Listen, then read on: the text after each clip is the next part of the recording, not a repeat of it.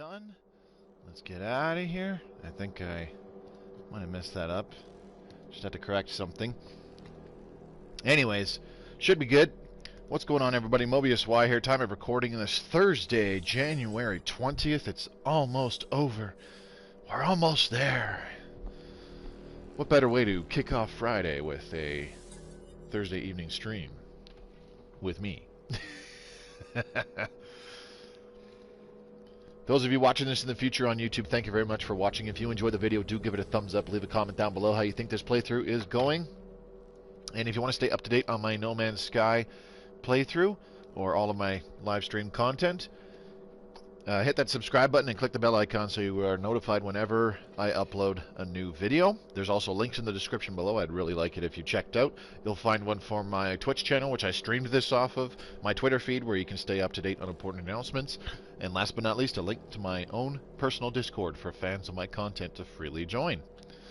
Alright, with that out of the way, we're jumping back into our No Man's Sky stream game. Okay, I think it's time. We're gonna start actually traveling closer to the center of the galaxy this stream, big time. Gonna keep an eye out for hyperdrive upgrades. Now, the thing is, we might run into an issue with keeping our freighter along there with us, because it used to be you could warp your freighter into any system no matter where you were, back around like the next update, but that was years ago. Now it's different, and I've actually found out that you cannot warp your freighter into the system if it does not have the light speed range, or hyperdrive range, I think, or there's no fuel in it. I'm 98% sure those were the reasons that I wasn't able to do that. I was kind of sort of testing how it worked. This was off camera like a few weeks ago, playing a different game, so it's easy to upgrade the hyperdrive for our starship. It's very easy to upgrade that, and we can jump a lot further. But it'd be nice to have our freighter there with us as like a base of operations, you know? Especially if we actually construct a base in it, or one of these times off camera, once I get enough blueprints, maybe construct a small base in it with a bunch of hydroponics farms and the like, so that we have access to advanced, well, I shouldn't say advanced resources, but like farmable resources, because a lot of them get used for various components and technologies and stuff. The Spider Guy, what's going on, bud? Haven't seen you in a while. Thanks for coming by tonight. Let's see. I got knocked out by some icy steps. Oh, there you go. Where you at, Badger? We had a problem with slippery stuff today because it was under -0. Like how Celsius works, for those who are not familiar, Celsius is a lot easier to think about where what temperature water freezes and at what temperature water boils. At 0 degrees Celsius, water freezes. At 100 degrees Celsius, water boils. Simple. 0, 100. So it was below 0 today, and we got rain. Like rain. Not snow, rain for about an hour in the middle of the day. And because it was below the freezing point of water, it froze. It was really fucking slippery up at work, and I'm sure it was all over the city, wherever they actually got some rain. Pretty ridiculous. Yeah, that's the worst. Yep, not fun. Sleet's almost as bad. I just about said sleet's almost worse, but no, sleet's almost as bad. It's like a combination of hail and rain and cold, and it's not fun. I beat the shit out of that ice, though. Oh yeah. Okay, I'm double checking something here. I'm pretty sure we looked here, and this guy does not. Yeah, mining beam plasma launcher. Okay, so we have a lot of nanites, 4,600. Well, I shouldn't say a lot. We have a good chunk of nanites, so I can use that to start looking at the starship guy, the guy selling starship upgrades in space stations, to look for things like hyperdrive modules, like this one. I'm not going to go for the C rank ones. If I see like an A, or possibly even definitely an S, then I'll get that. The cool thing about equipping upgrades on the starship is that you can put those upgrade modules both in the starship's general inventory and in technology slots. So as we get more technology slots for the Doink Master, if this winds up being the starship we use to reach the center of the galaxy with, maybe we'll find a better one. Who knows? But yeah, if we wind up just keeping the Doink Master, throwing all those technology upgrades on it will be fantastic. Can you imagine 6 S-rank hyperdrive upgrades? That'd be pretty good. And hyperdrive, like S-rank hyperdrive upgrades, I think they tend to give like, I don't know, 700 additional hyperdrive range. It's something crazy. I can't remember exactly what it is. We can definitely continue with the story of Artemis. As you can see there in the bottom right, alone amidst the stars. We need to scan the area with L3. First things first, though, we're going to hop in the Doink Master. We're going to go back to our freighter and check out our expeditions. They should have returned, and we'll see what we got from them. We'll definitely have gotten some money. Money is no longer an issue. We're up to 34 million. I spent some time between, like every day since the last stream, I hopped on here for maybe half an hour to an hour, like minimum. Last night I played for a couple hours and did some stuff. But I would jump in, check the expeditions, the expeditions that finished from the day before, get the rewards for it, sell what we didn't need to make even more money, and then I would send our frigates off on another expedition. In doing so, I had to use up a bunch more dihydrogen because, you know, frigate fuel requires dihydrogen. So, and look at this, going to use up another 2,000. There it goes. So yeah, I had to make more, so I spent some time getting some more dihydrogen for us. Spent a little bit of time getting tritium, but tritium's not nearly as scarce for us right now. Because some of these expeditions require like 700 tons of fuel, which is a lot. And if you think about it, we got 6 units of 200 tons here, so we're looking at 1,200 tons of fuel. Like a full stack is 2,000 tons of fuel, and we gave away like a third of it on a single expedition. So you can go through this stuff very fast. Like I said, that's why it's habit for me to always stop and harvest dihydrogen, because I always need it. Of course, I'm going to keep an eye out for it in space stations and whatnot, and just flat out buy it if it's available. That would be... Oh wait, I'm an idiot. I gotta see what we got from our expeditions that have returned.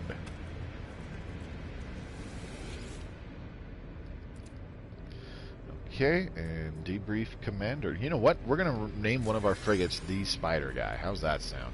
Alright, we got a bunch of stuff, lots of units, chromatic metal, superconductors. Alright, cool. Some cool stuff. Storage augmentations. Yes, I love to see those. Buying storage space in the starship, it's better to do that when it has less space, if that makes sense. In this expedition, there we go. Ooh, bark barb nuts. Adorned with ripe juicy berries, this plant looks highly nutritious. Even the stems, firm and fleshy, look like they'd be a delight to eat. Bark barb nuts. Never had those before. So we got about 3 million credits flat out from that, and we also got Wrigley seedlings. That's 135,000 units. When we sell it, this is 535,000, so we got like another 800,000 right there. What else did we get in the freighter? Storage augmentations are always nice. Let's go ahead and I think I need to put these here in our regular inventory. Viking daggers, we could sell those. These are kind of curios that we could give to people for like easy resources occasionally, but that's not really necessary. Cryo pumps, these are valuable. These are valuable. 1.5 million each. Definitely selling them. Thermic condensate is pretty valuable. Superconductors are quite valuable. 1.5 million each again. Thermic condensate, only 50,000 each. The thing is that cryo pumps are crafted from hot ice and thermic condensate, but we can't. We don't have the recipe. So Between the cryopump and the superconductor, that should be about another 9 million units. So yeah, we just got like another 13 million units. Money's no longer going to be an issue for us. It was just that first stretch there where I had to get us, you know, several million through things like chlorine farming and all that boring crap, and then I'm like, I'm telling you, once we get those, we'll have enough money to buy our first batches of frigates and stuff like that, and then we'll be set. Okay, we got a voyage of discovery and a trade expedition. So let's send our ships off on those two, starting with the trade expedition. So we're going to send off our trade clippers. Oh, come on. There we go. I've gotten used to the stick being all wonky when I try to use it. The supply vessel is evenly split between... Damn. It's evenly split between exploration points and trade points. So let's just go ahead and set these fleets up. I want to check something first. Not the exploration ones, so 5 and 2, and then the industrial are 5 and 4. Okay. These guys are 5 and 3, and these guys are 2 and 1. Okay, so the mining vessels are going to go on this one, the trade one. Okay, so this says 500 tons required for this expedition if I send those ships away. Oops, I fucked up.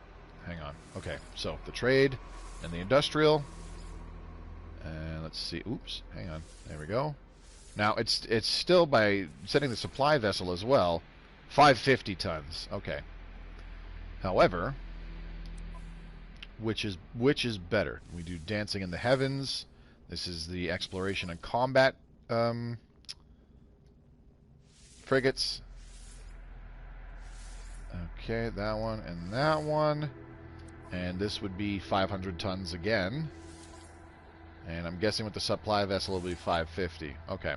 I was trying to see if having the supply ship on one of these expeditions as opposed to the other would make that expedition require less fuel than the other one, but obviously not the case. Yeah, fuck it, let's send this off. Bye-bye. Okay, and the trade expedition, we only have our 4 ships remaining, so let's oh, dang it. And I think a little later on, as we start jumping to new systems, we'll definitely keep an eye out for another supply ship, because I wouldn't mind a second one. That way we would have 2 full fleets of 5. And of course there we could start, wow, 37 million credits. Yeah, you ain't seen nothing yet, brochacho. Like I said, we got a bunch of valuables that we can sell here, namely this, namely these superconductors and these cryopumps. They're rated at 1.5 million each, and we got 3 of each, so yeah, that's 4.5 million. I told you, man. I was saying it just before you got here, Fireforge. I was like, yeah, I know. I was talking about, you know, it's like, yeah, I got to make money. I got to make money because we'll be able to just make money a lot more easily. It sounds really stupid, but that's how it works. If you just do some boring stuff for the first little bit, when you first jump into a new save in No Man's Sky, you know, make like 10, 15, 20 million, and then you know, you have your freighter, get your first like full frigate fleet. Start sending that fleet off on expeditions, really long expeditions. They come back with millions of units every time, and valuable shit that you can turn around and sell for hundreds of thousands, if not millions of units again. And it's just the best, like the best return on investment, pretty much. And now these frigate fleets, like I said, I check every day. You know, I jump on this save file. Before, like, between streams and go, is there anything I need to collect? Are there any resources that we need, like carbon or some crap like that, or dihydrogen? I do all that crap off camera, but at the same time I go, okay, our expeditions have returned, what did we get? And then I send them off, and it's like, okay, we got all this really cool stuff. And then when that's done, I send them off on a new one. I got bloody knuckles from punching the ice. Why'd you punch the ice? Anyways. Okay, so superconductor plus 1.9%, so just under 4.6 million for selling those. Beautiful. And what else? Oh, Korvax casing. We can get rid of that. The Viking effigies, Viking daggers. We could be giving them to these Viking guys, but it usually just gives you like bonus standing with them, and I don't really care for that. Oh, the cryo pump is at -5%, so we're not even going to get 4.5 million from them. That's too bad, but whatever. The rest of it, we're going to make a boatload of money off of everything else we're selling still, so I really don't care. There we go. Okay, storage augmentations, we still have, that should be everything. I was beating it.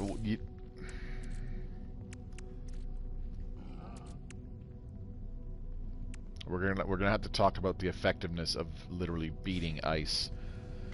Okay, so now we're over 48 million credits. Yeah, we're good. We're good. Like, we can afford a really good, almost any really good starship that we see that we want. That doesn't have, like, you know, 40 freaking inventory slots or something ridiculous. We should be able to afford it. If we see a good frigate that we want added to our fleet, we'll be able to afford it. If we see a better freighter that we want to trade for, which is highly unlikely, we can definitely trade in for it. Okay, upgrade class 10,000 nanites. Yeah. See, I could purchase storage for 6 million right now. I think I want to do that for a couple slots, because as this storage space gets filled out more, each slot becomes more expensive. Like now it's 7 million, and the next one's 8 million. That's fine. And now okay, so I'm gonna stop there. I just dumped a shitload of money. Okay, now we go ahead and upgrade Starship, and we will use storage augmentations. So the next one is 9 million. Okay, let's apply our 2 augmentations, like so. Perfect. Now if I go back here and I check this out, upgrade Starship to improve storage is now 11 million. So, if you're ever in the situation where you're starting to pull in good money, and you're like, you know what, I want to upgrade my storage space on my Starship and whatnot, but it's still like, you still have like not really done that, and it doesn't have a lot of space, maybe like 15 slots or some shit like that, spend money to do it first. Because these storage augmentations are far better used if you hang on to them and use them much later. For when you have like a very, very, very fleshed out starship inventory, you know, because like eventually it gets ridiculous. You have to pay like 25 million, then 30 million, then 35 million, then 40 million. I'm at the point where in my main save, it costs me 120 million just to buy a new starship slot. So I don't do that anymore because that's fucking ridiculous. I mean, I could, but to make all that money back is just a lot of pointless money grinding, and I'd rather be doing other shit, you know? In hindsight, putting salt on the ice immediately before punching was a bad idea. Had a piece of rock salt embed itself in my knuckle. Yeah, that was really dumb. We're going to talk about the thought process. You're in the Discord, right? We're going to talk about the thought processes that led you to these decisions, Badger, because I think it's important that we intervene. In general, I hope you're okay. Nonetheless, because slipping and falling on the ice, yeah, that's not a fun day when that happens. I'm looking at this. I'm wondering. My memory was never good, but it's been horrible after the fall. Awesome. I'm looking around at my inventories, and I'm thinking to myself, I'm forgetting to do something, and I don't know what it is. Okay, this thing has hyperspace charge. Our starship has hyperdrive charge. I think what I'm going to do is I'm going to hop into our freighter, and I will actually initiate hyperjumps with our freighter. Just so that we can keep it with us, you know? I've been staring at stuff trying to remember it. Huh. That sounds fantastic. Okay, so for Alone Amidst the Stars, scan with L3, clickety click click, and boom, large outpost detected. Here we go. What do we got? Now, don't remember it anyways. Oh. Whoa, hello. Exit pulse drive to examine. Oh, somebody wants to trade? Alright. Do you have dihydrogen? I'll buy it. Pathetic coward, blah blah blah. They speak in universal language of money. Do you have dihydrogen? No, but you have residual goop. Not much, but I'll buy it. Ooh, there we go. And sure, let's buy the Pugnium too. Fuck it. Alright, thanks. Goodbye. Thank you, come again! All of my decisions have been bad, and my speech has been worsened. Awesome. You know what a concussion is, right? Alright, so we're going to this planet with the aggressive Sentinels. Brilliant. Anyways, now, just as a heads up, I am by no means a No Man's Sky expert. I'm just speaking, like, from a purely mathematical perspective. You know, it's better off, like, to be, like... For some people, you might never use those storage augmentations because you only play this game for like a few months and then you don't play it ever again. But if you wind up sinking 200, 300, 400 hours in, or you expect you'll be able to because it's like, yeah, this game looks awesome. Holy fuck, there's 3 buildings right next to each other. What the hell? It's like a small town. Mission destination reached. Land to begin search. Well, let's land on one of these landing pads, shall we? So yeah, like it's not really, it's really just advice. It's not pro advice or anything like that. No pro tips or anything like that here. You won't get any of that crap. Yeah, man, I've never had such a weird moment.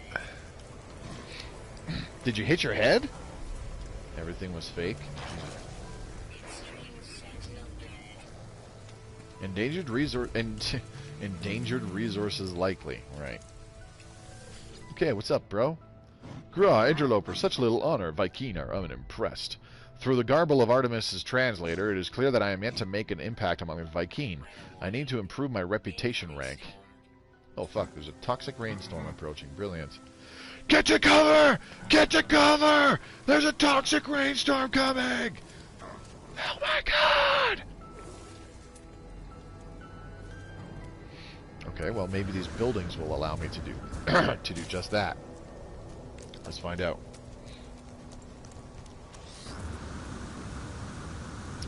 Okay, well, there's a sentinel right behind us. That's fucking brilliant. Ouch.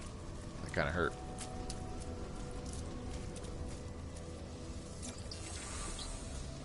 You've learned the Viking word for width. That is great. Damaged machinery. Let's take a look-see here. Viscous fluids. My favorite.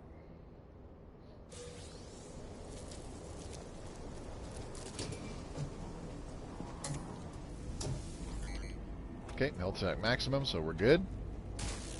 Let's go back the other way. Right in the middle of this frickin' toxic storm.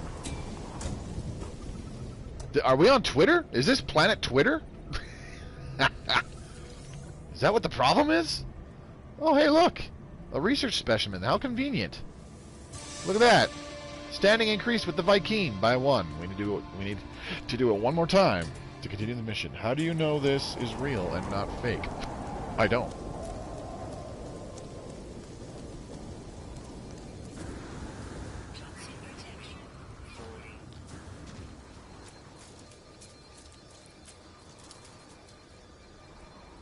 I don't. But you have to eventually accept that, yeah, this could be real. Otherwise, you could just be, you know, racking your brain indefinitely going, I don't know what's real and what's not, blah, blah, blah. And at that point, you know, you really start to lose it. What's this guy doing? What's up, buddy? Hello. Warrior, dude, bro, guy, man. The warrior glares at me, their skin sagging, their frame evidently in pain, yet they still try to stand and face me. Me, interloper, are you of this? Blah, blah, blah. They have been reading an ancient text, a bloodied scroll with Viking script. Upon it, I see an image of 2 warriors standing before a great monolith, a dagger held behind one of their backs. There are 16 such images upon the scroll.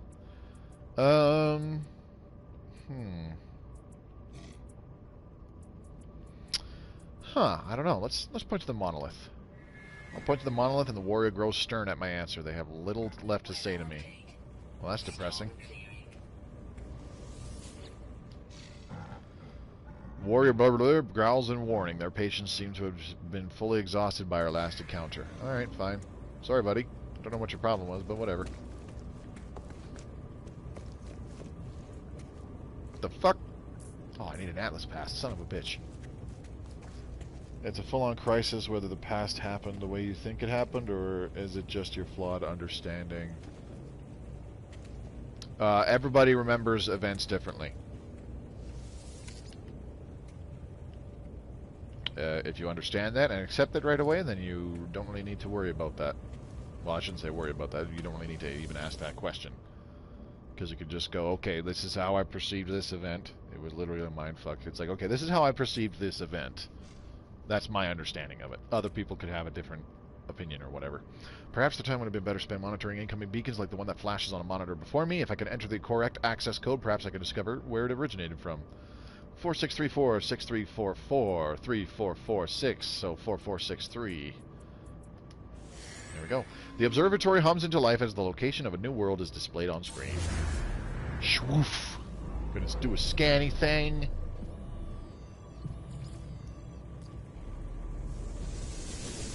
Signal detected. And it's that way.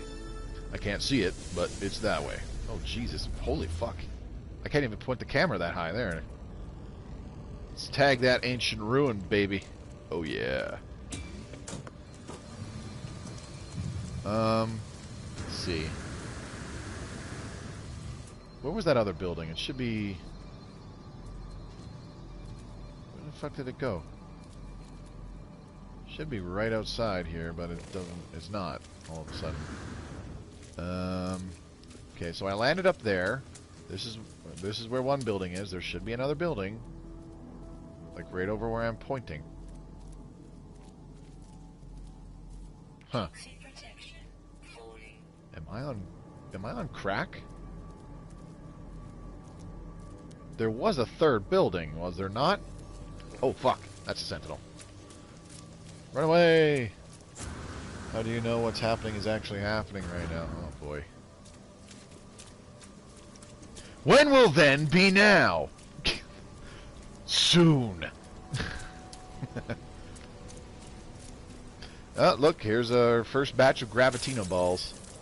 Usually when Sentinels are aggressive, it's because you run around and there's like Gravitino balls. Like, it's been like almost 100% guarantee every time I land. Oh shit! Now there's a hostile creature. Great. It's been a nearly 100% guarantee every time I land on a planet with aggressive Sentinels. You can find Gravitino balls just lying around on the floor and pick them up.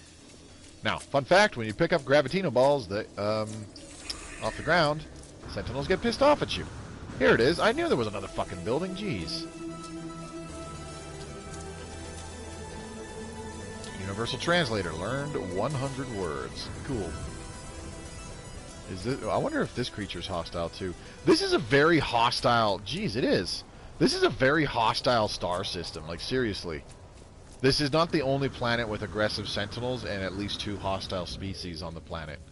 Because there's one more. It's the scorched one, like the hot planet, the overly hot planet in this system is the same way. It's fucking ridiculous. Where's the entrance? I'm sure this is it. Yep, here we go. Are you? What the fuck?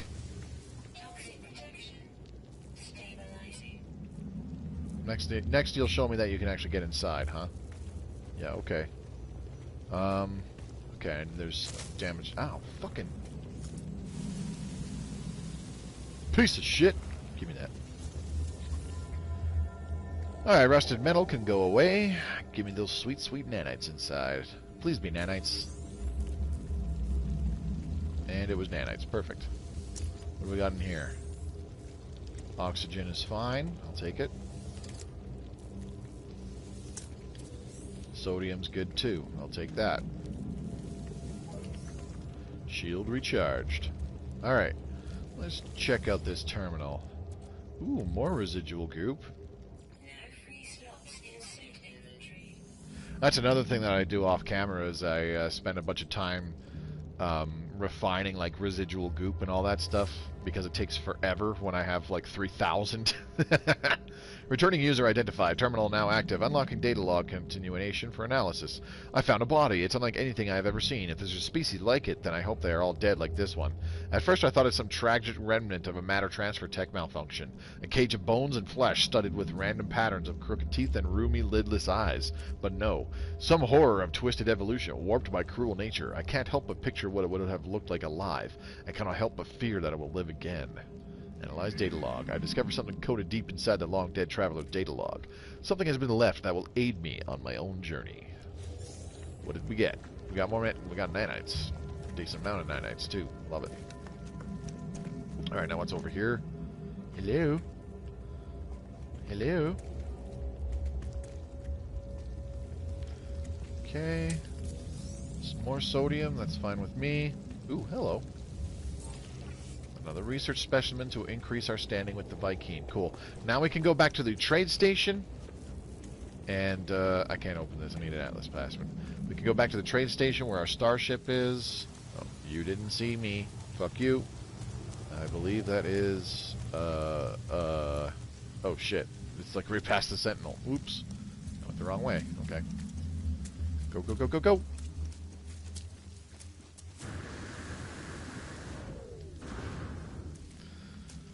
Okay, so we go back to the trade station. We talk to the dude that initially was like, I don't want to talk to you. You need a higher reputation. And we go, hey, look, we got a higher reputation. And he goes, oh, okay, I'll talk to you now.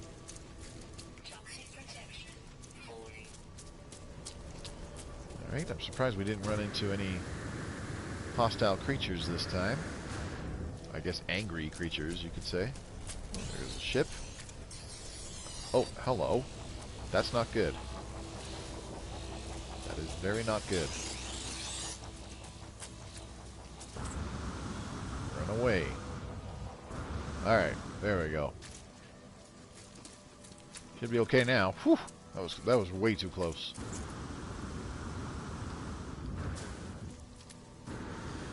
The one, like, in my opinion, the most annoying thing about the Sentinels in this game is that they spawn right next to you. When the programming decides, okay, need another Sentinel, they spawn right fucking next to you every time. That's my only gripe about this game, really. Like one of its core mechanics. Whee! Alright. Hello, boys! I'm back! As I approach the life form, they spit onto their own palm and bow to me. They issue only a single noise. Grah!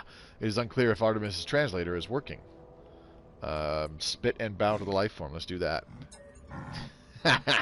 Grah! Death! Death! Spit and bow to the life form? Interloper should calm down instead. Grah! Interloper should learn manners. Death! Death! Should we headbutt him? Spit and bow or headbutt?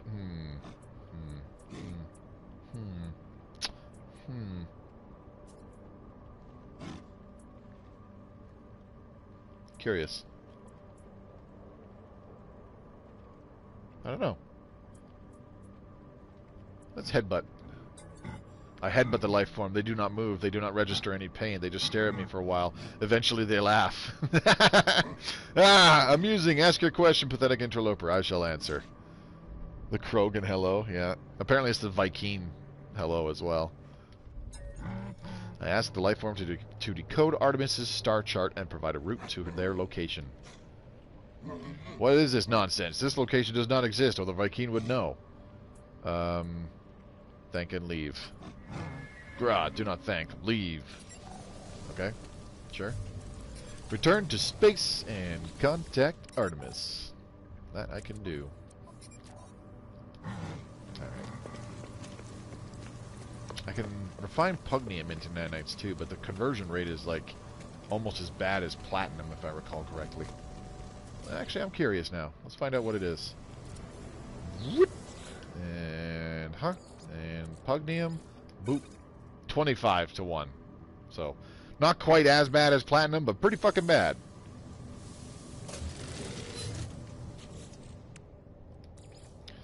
Alright, and the pugnium was there. Perfect. Big John says headbutt. Well, Glad I chose that option. But hope you're doing good tonight, Big John. It's almost the weekend. One more day in the work week.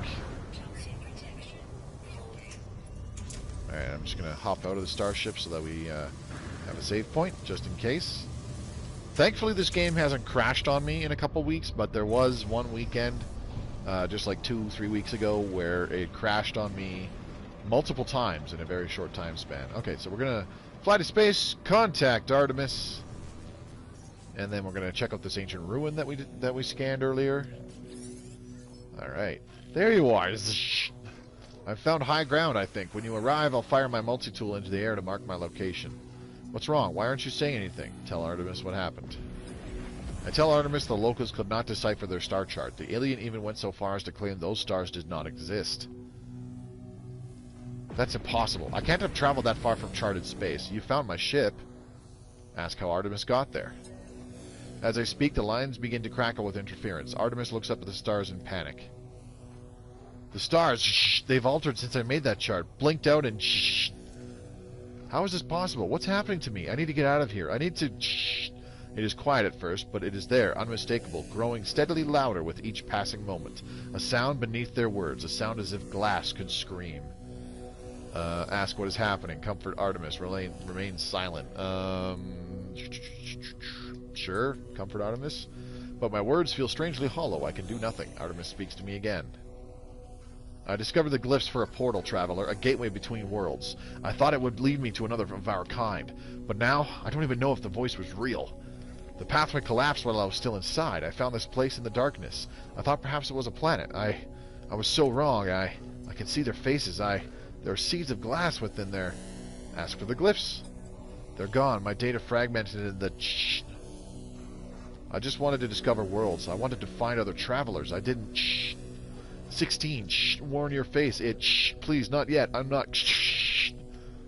The signal cuts off. As it crackles into oblivion, I hear a name through the static. Apollo. Register ID. A frequency for Apollo has been added to my Holo Terminus contacts. Q. Okay, there was a fleet that warped in close by. We're going to check it out. Do we have a supply frigate nearby? Bring news of Artemis' signal to Nada. That's another thing we can go do. Go talk to Nada on the anomaly. What's this? That is an industrial... Oh, I'm upside down. Okay, there we go. That's an industrial frigate. Okay, I gotta fly away for a second. Reorientate. Reorientate. Is there a supply frigate? Doodah. Doodah. I don't see one from here. That is an industrial. That is a combat. I mean, I could hire other types of frigates too, because we have 3 control rooms. I could just hire enough frigates for a third fleet, you know. Let's see. Okay. Which one was this? That is a... I can't fucking tell. It's inside the cargo pod. I think it might be what we're looking for, though. I think it might be what we need. Interloper, do you tremble before the sight of our mighty starship? Do you not fear? We are allies. Perhaps there is a place for us in your fleets. You will not regret this, interloper. And it's a combat specialist. Shit. My bad. I was wrong. Okay. Pretty cheap, though. Less than 2 million? I want to pick that up. That's an industrial. Okay, I need to fly away for a second. Count how many there is. Get my bearings together. Get my head out of my ass, as I like to say. There's 1, 2, 3, 4, 5, 6, 7. Holy shit, 7 in one fleet. Okay, so this is number 1. This does not... That's an industrial. Okay. And then there's one up here. That's an exploration. That's a dead giveaway, that big circular thing on the front. Okay, and what's over here? What we have a... That's an industrial. That's a combat above it. This one down here is invisible. That's another industrial. Are you fucking kidding me? The time has come where it's like I actually want another supply frigate and we're never gonna fucking find one. Are you serious? Are you serious? I sound like frickin' Jonah Hill and Grandma's Boy after he gets his shins kicked. Are you serious? Are you serious? I think he fucking shattered it! Oh, that's such a great movie. There is another fleet right over here that we can check out while we're at it. See, now I'm at the point where I'm just pissed off and I'm not hiring another frigate until I find that goddamn supply frigate that I really want. Good frigates are hard to find. Well, yeah, good frigates are hard to find, but apparently a supply frigate is hard to find, too. It's bullshit. That looks like an industrial. I can't quite tell. I think it's stuck inside a cargo pod. Or maybe I just don't really recognize the profile from this close. Oh, yeah, kind of sideways. That's why. That's an industrial. Son of a bitch. Alright, let's go check out this ancient ruin now. Oh, look, another planet with aggressive sentinels. Who would have thought? So, yeah, Drongya Alpha is the hot planet. I do believe I think it's an extreme planet as well, if I recall right. Extreme hazard planet. Which is great. Actually, yes, I believe it is, because we have a base here called Storm Crystal Heat. So, yes, extreme hazard planet with aggressive sentinels. So that means Gravitino balls are also lying around. And I've run into at least 2, maybe 3 species that attack on sight on this fucking planet. It's great. It's great. Oh, Jesus! Oh. That was actually a pretty cool looking lightning storm. If I don't find a good moment to get a thumbnail, I'm going to try to capture that exact frame and make that the thumbnail, because that was cool. It was like the whole horizon. Okay, there are... Wait, have I been to this ancient ruin before? That's weird.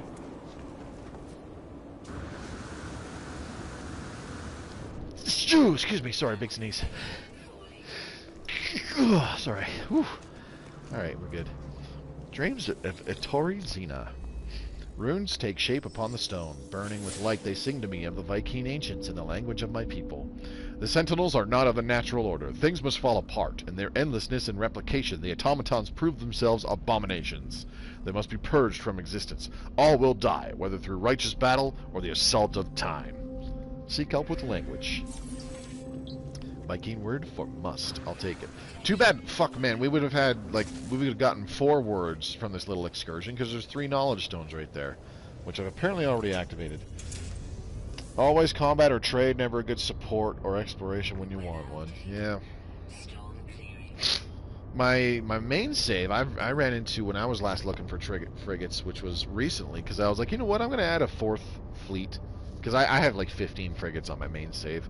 I was looking for a 4th fleet, and I found nothing but trade frigates, and I was getting really annoyed.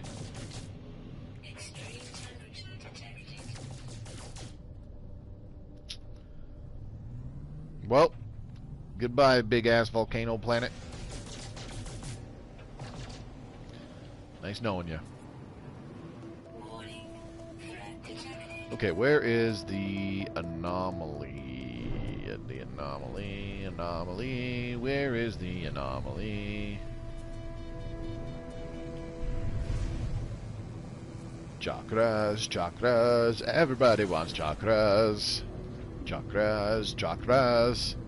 Oops, something glitched, because the screen isn't bouncing around. We don't have the usual pulse drive screen shake going on. Let's go talk to Nada, shall we? Come on. Fly. Forward. Why is it going so goddamn slow? There we go. It's more like it.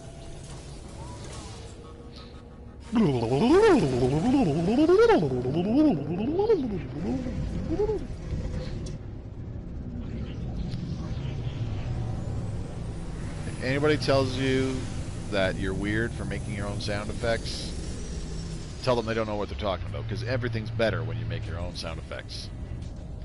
Can confirm. Hey, you look vaguely familiar.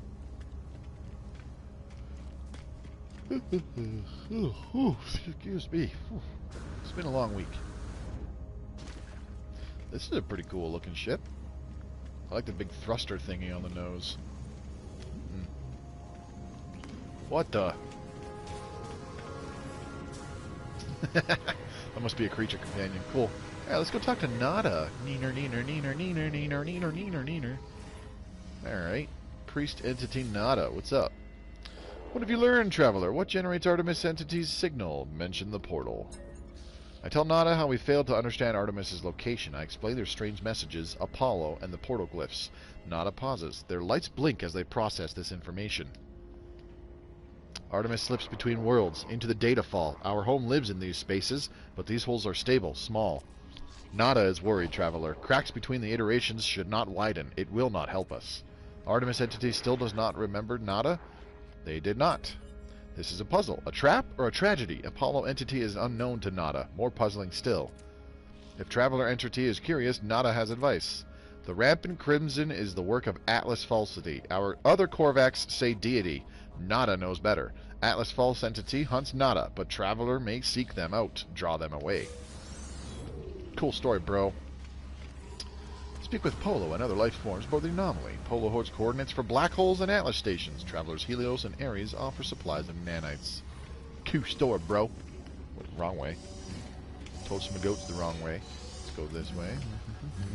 Well, with this batch of nanites, we can get some frickin' technology upgrades, couldn't we?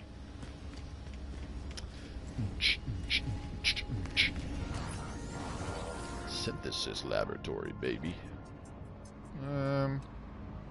Atlas Pass? Could get the microprocessor tech. Alright, let's get these things. This might not be a wise use of my nanites right now, but...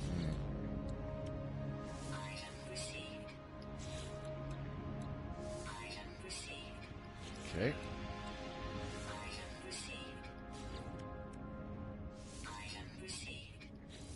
I want to leave at least 2,000. Because that should be more than enough to get things like hyperdrive upgrades. Ah, come on. And Star Shield battery? I don't need unstable plasma or the hydrothermal fuel cell. So, fuck you! Alright, Atlas Pass V3. I need Emerald? Oh, shit. Okay. That's disappointing. Alright, let's get out of here. That's enough of that. This guy... This is the multi-tool upgrade. Come on. Iteration. EOS.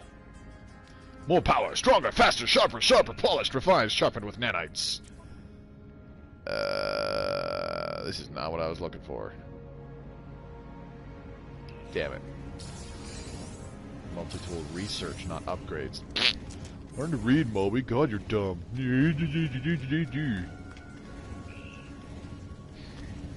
Alright, well, let's go talk to other people really quick.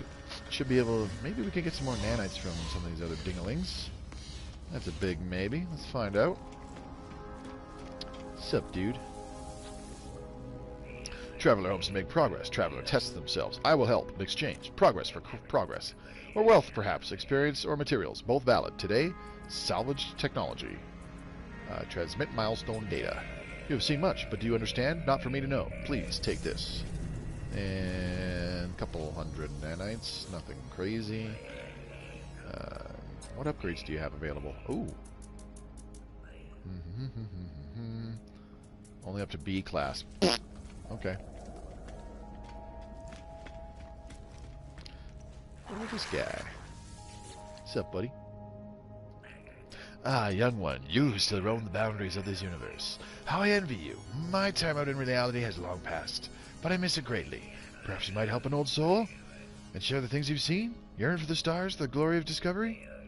I yearn for the stars, sorry. Thank you, little one. Take these nanites. Another 60 nanites. I'll take them. Thanks, dude. You the real MVP. What's up, dudes? Alright, let's get out of here. I've had enough. What can we do now? This space anomaly. But I spoke to these guys. So what do we do now? Ah, Ghost in the Machine. Right. Return to space to search for Apollo. Frequency Apollo was the final transmission from Artemis.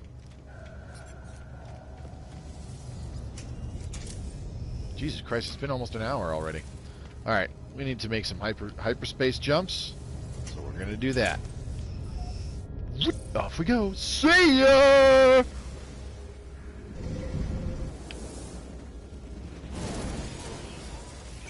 Alright.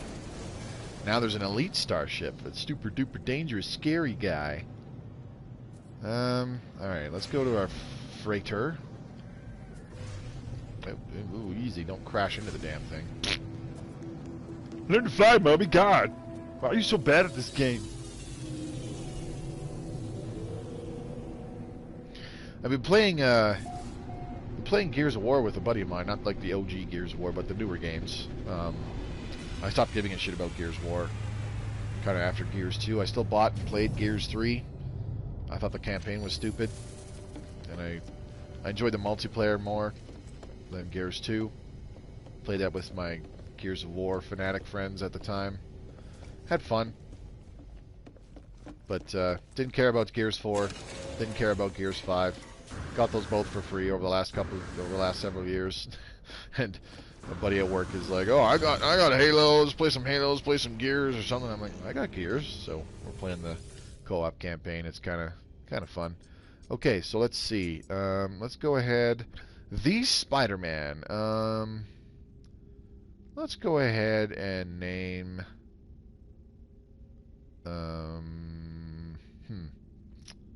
We've got a combat, a trade, an exploration, and an industrial. We don't have a support frigate named. Let's go ahead and name the other exploration ship after our buddy, the Spider-Man.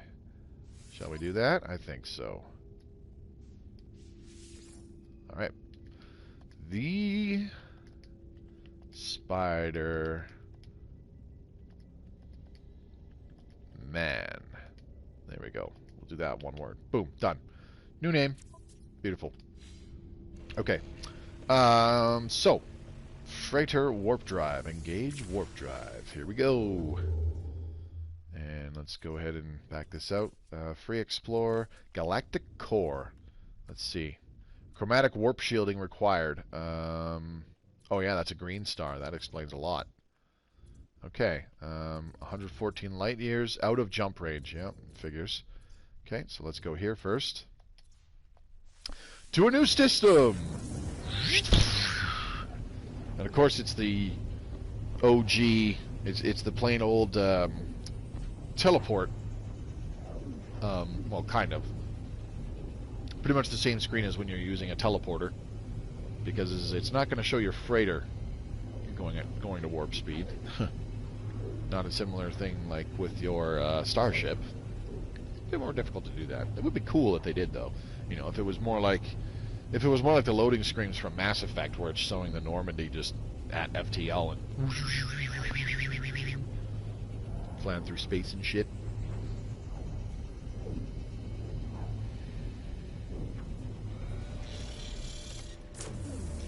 All right, we have arrived. Arniac 8 system. 5 planets, 1 moon. Okay. Let's go see what's in store for us. Now, we should be able to just, you know, kind of put a big fucking hold button on this whole story path that we've started. I believe this is the Pathfinder stuff, or Atlas Rising. I don't fucking know. It doesn't matter. This whole story beat that we've been following so far, should be able to put a pin in that and pick it up in any system. Excuse me, any system we get to at this point. Okay. Do we want to land on any planets? I don't think so. I'll just go to the space station really quick, see what's here, and check out if there's anything valuable that I can buy. Like the hydrogen would be really nice. But for the most part, I'll probably just zip us on out of here and move on to the next system.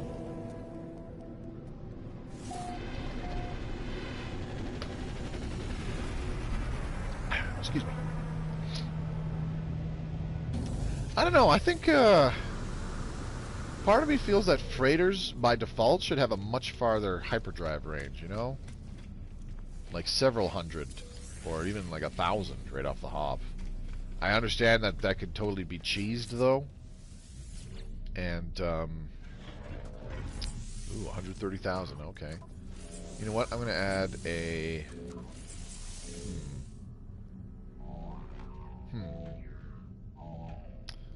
I'm going to add a cargo slot, I think. I'll put dihydrogen in it. Boop. There we go. Okay, and let's put copper down here. Alright, let's look at some Starship technology. Do you have any hyperdrive upgrades? Purchase upgrade modules. Phase beam? Just an S-rank phase beam. Damn. Launch an A-class launch thrusters module. I can't help but wonder exactly what the hell that would be. An A-class cyclotron and infraknife module, too. Alright, what about this guy? Do you have an S-class scanner module? Because I could still use one of those. Let's take a look-see. Mining beam, bolt caster, plasma... Oh, yes! S-class scanner module. Thank you. Finally. Perfect. So now when I'm off camera, I can make us a boatload of money really easily. I'm probably going to go back and spend a lot of time scanning stuff and then uploading our finds, because that will give me more nanites too. Oh, that's great. That's fucking perfect. They're not terribly amazing. Like this one's pretty good with the flora analysis reward. I prefer to I do this on my main save, is I swap out the ones that have like 7,000 or less reward bonuses, and I try to get ones with like 8 or 9,000%. But you know, these aren't too bad. These are decent. This one has a 6,000%. That's not great. I might change that one out at some point if we find another S-rank scanner module somewhere. It's a pretty big maybe, though. Okay. What else? What else? What else? What else? Check the store. See if there's probably going to be residual goop. I want to see if they have any dihydrogen that I can just buy. And we still have 27 million. I was, for a second I was like, man, I got to be getting like, I must have spent another bajillion zillion million by now. And I take a look, and nope, not at all. Chlorine, ionized cobalt, no, not what I'm looking for. No. Man, you don't even have residual goop? What kind of broke ass fucking system is this? You don't have residual goop. You don't have junk. The fuck? Alright, let's head back to our freighter. We're going to initiate another jump there. Or we could just jump there with our starship and then warp our freighter in. That's a thing too. Actually, is there a fleet somewhere in this system? I don't think so. I don't see anything on the scanners. Nope. That's a big old nope. Our freighter looks kind of cool sitting over there. It's a little ominous, but still kind of cool.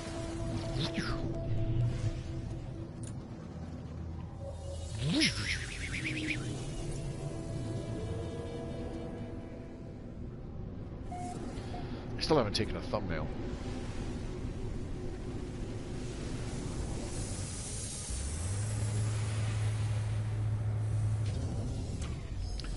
Okay, let's warp the freighter again.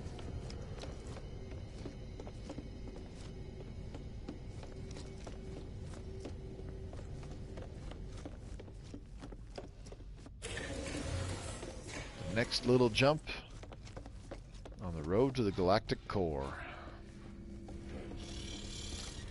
Nope, that's the upgrade control. Derp. Freighter warp drive. Engage warp drive. Alright, and no, not Atlas Station, Galactic Core, please. Free Explore. Yowza. Alright, Galactic Core. And we're going to go to this one. Warpy time. Off we go!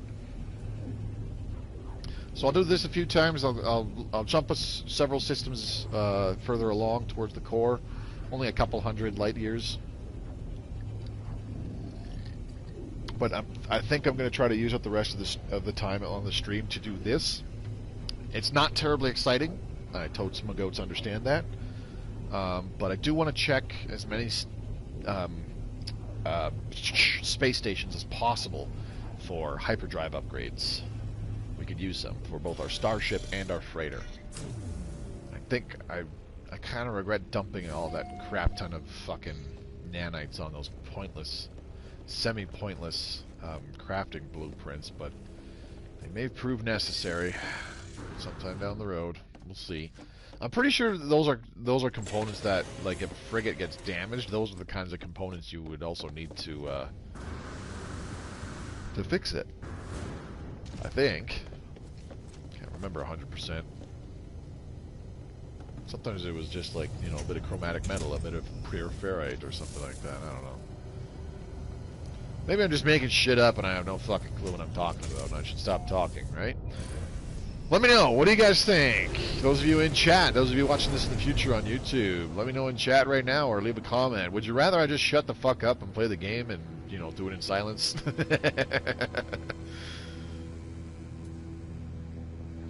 Alright. I do like that the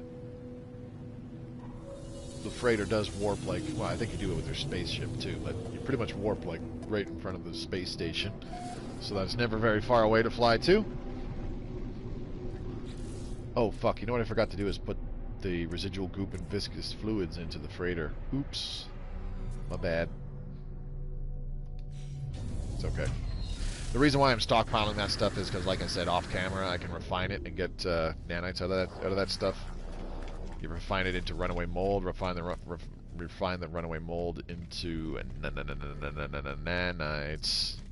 Let's get an exosuit upgrade, shall we? 130,000 units. We'll take. Thank you. Do you have any good upgrades? I'm gonna check. Underwater protection module. Ooh, a S-class life support module. I can only afford 3 upgrades, though. I'd rather, if I magically bump into like 3 hyperdrive upgrades, I'd rather just get those. Starship shield module, photon cannon module, phase beam, cyclotron. Ooh, an A-class hyperdrive module. That's not... yeah, very, very tempting.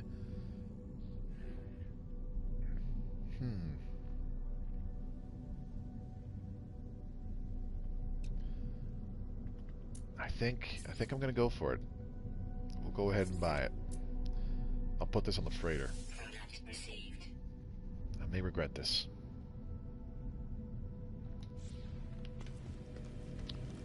Okay, what did I want to do with this guide? Well, now that we've got scanner modules for a multi-tool, what do I want to find now? I don't even fucking know. Mining beam upgrades, I guess? Or should I just... yeah, I probably shouldn't be trying to do that. Another fucking S-class scanner module. What the hell? Crazy. Moby, your commentary on these videos is kind of what makes it a good mix of science and smartass. Yeah, that's fine. I figured that was the case. I was kind of just being a fucking cheeky bastard about it, Big John. I appreciate it nonetheless. Because, let's face it, anybody, and I do mean fucking anybody, could stream or make videos of playing video games with zero commentary. Like, these days, anybody can do that. And I can't stress this enough. Anybody can fucking do that. You know, buying a capture card isn't terribly expensive. Well, I guess the most expensive thing would be having, like, a computer that you could edit with. But streaming... like off of consoles these days is so fucking easy because the Twitch app, like, it's built in. You can get the Twitch app for consoles, and then you can, you know, stream to Twitch right off the console, and then log into your Twitch account, and there is a button there where you can go to your video archives and upload them directly to YouTube without ever having to download the videos and run them in an editing software or any of that crap. It just does it right from Twitch, and it does it for you. Might not be in the best quality. That's a fucking supply frigate. Oh. Greetings, traveler. Do you seek to expand your fleet? Blah blah blah blah blah blah blah blah blah blah blah blah. Just be cheap, okay? Support specialist. Yeah, it's less than 2 million credits. I'll fucking take it. Finally, all right. So, if we bump into more fleets, I will check their frigates and see if there's any decent ones worth buying. This is another combat one. I want another combat, industrial, exploration, and trade. Inspect. Oh my god, this is an A class, and it costs over 6 million. Holy shit. Self-repairing hull, damage reduction, planetary data scoop, +1 exploration, economy scanner, +1 trading, combat specialist, +15 combat.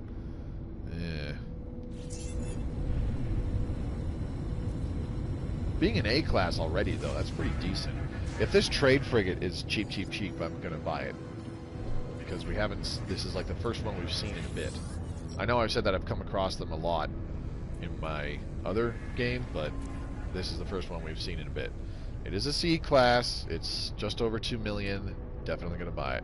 The fuel requirements are kind of I do like it, I do prefer it when it's under 10, like 9 or 8, sometimes 7, very rare, but that's okay. Let's go ahead and get this trade frigate. Oh, fuck. What the hell just happened? That was weird. Is that another supply frigate? Are you shitting me? There was 2? If you're cheap to 2, I'm totally adding you to the fleet if you guys are cheap as well.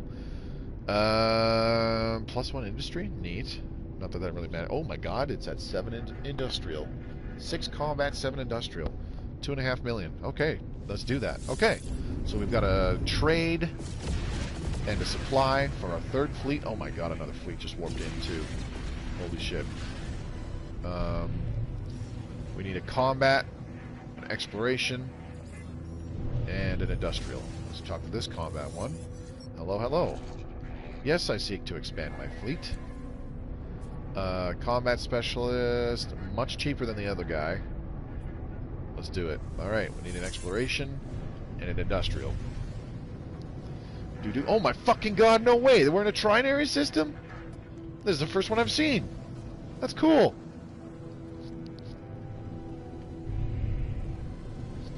I'm gonna have to get a thumbnail of that.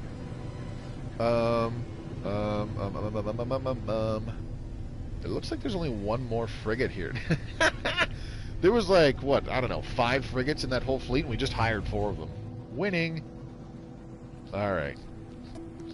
I see an exploration frigate. If it's cheap enough, we're buying it. There's an industrial frigate, too. If it's cheap enough, we'll buy it.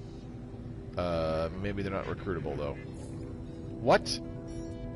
How could you get my hopes up like that, game? Damn you!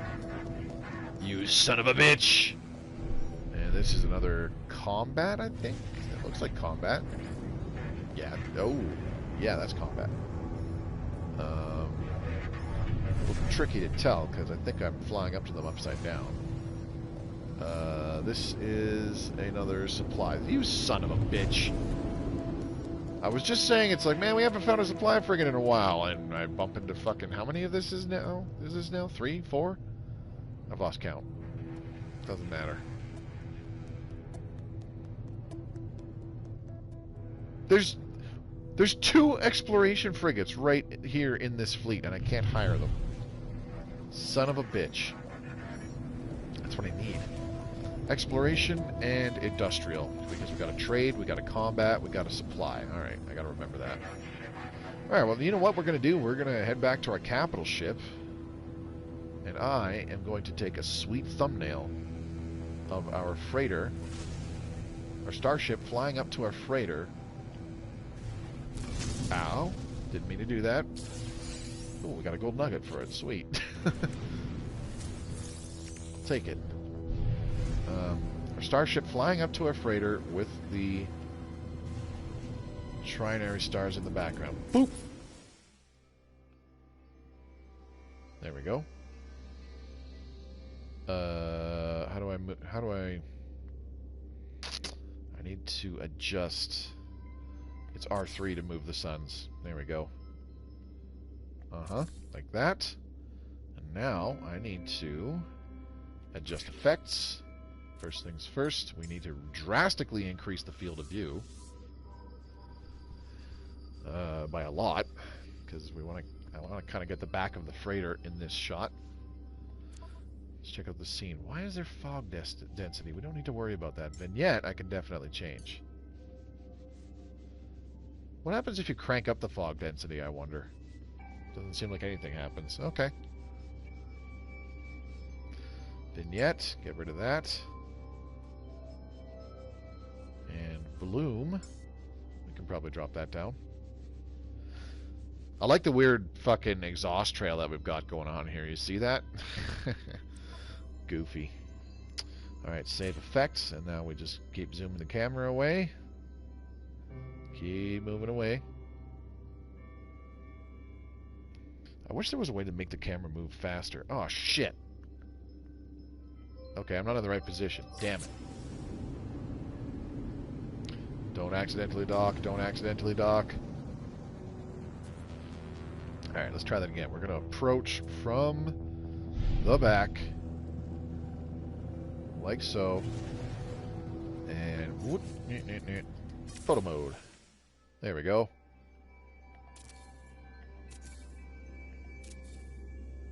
I think this will work a lot better. We can get the engines. Our big ass freighter's engines. We'll see a couple of our frigates. Now we're talking. Alright. 135 degrees. Let's up that even more. Up to like 140, 155? Well, 150 is maximum. Okay. Save effects. And let's do like right about there. Maybe.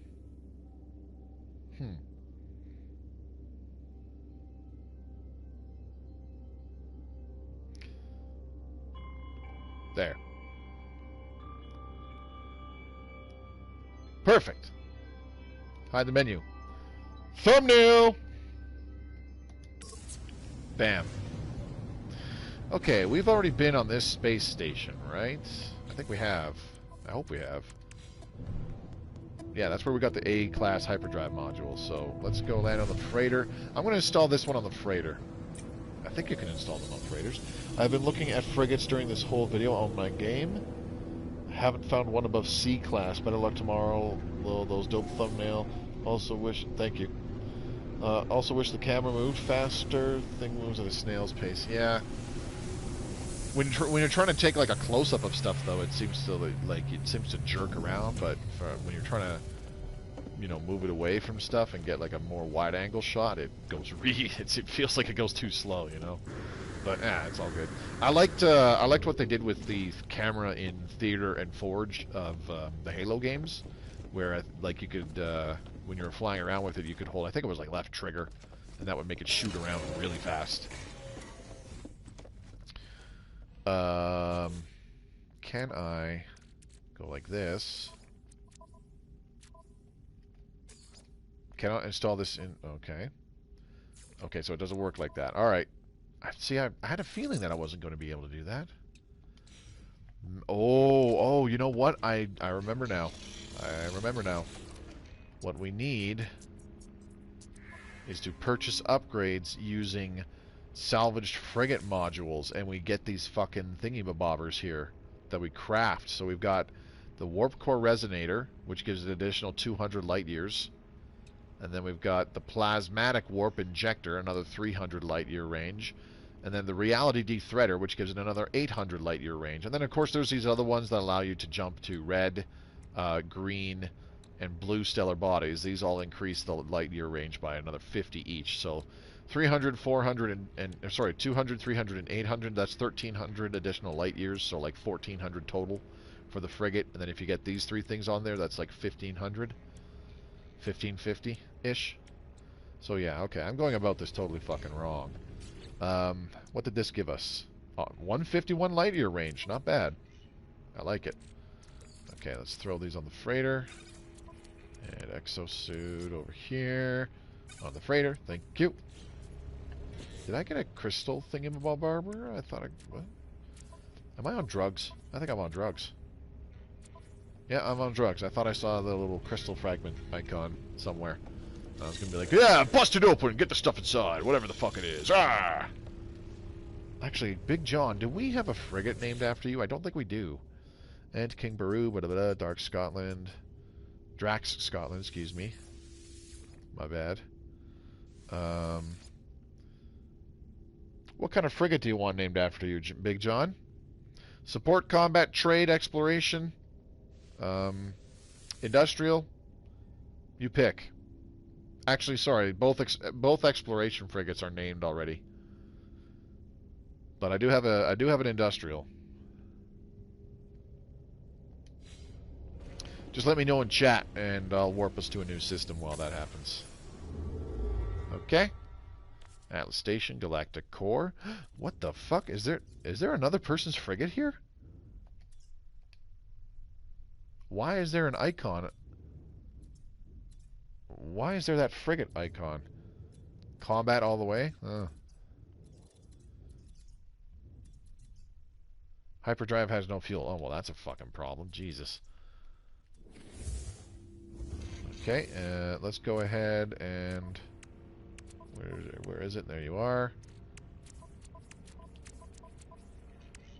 Warp cell. And in you go. Damn, that used that used up all those warp cells. Beautiful. Oh, a combat frigate? Okay. All right. Well, I'll warp us first, and then I'll name one for you, bud.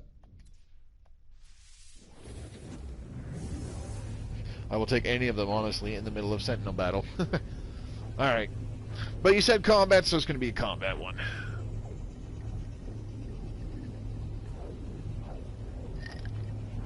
Alright. Whew.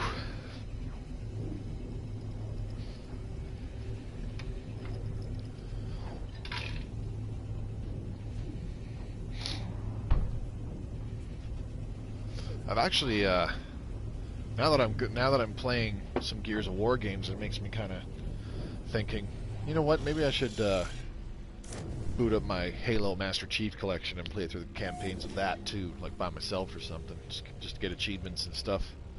And it's been a long time since I've played Halo, and I wouldn't say I quite grew up on Halo, but fuck, man, I was huge on Halo in my teens and early 20s. There was about a decade there where I was all about Halo. Not quite a decade. I was kind of disinterested with Halo by the time Halo Reach came out, but... Alright, let's get the fuck out of here. Check out the space station, see if there's any good upgrades to grab with our nanites. I should be able to afford 2 S-Class upgrades, or 2 S-Class and an A-Class. So let's see what's there. Weren't we all? Yeah, no kidding.